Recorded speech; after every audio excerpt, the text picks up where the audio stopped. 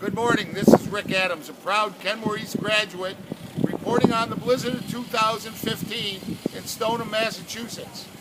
The snow started about 4:30 yesterday afternoon, and it's continued full speed through this morning. The winds are gusting at places up to 70 miles an hour. All the schools have closed. Driving is treacherous. There is a state of emergency. Only plows and police and ambulances are allowed. Right now, I'm standing in a low spot of snow in my backyard. We have 19 inches here. If I go over to a drift, due to the big winds that we've had, and boy is it cold. I don't know what the wind chill is, but man, it's going right through this Kenmore East jacket.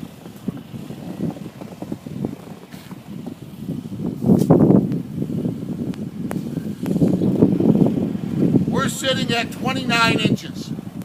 We haven't gotten it as bad as most places like Nantucket and Cape Cod, so you can only imagine how bad things are for them.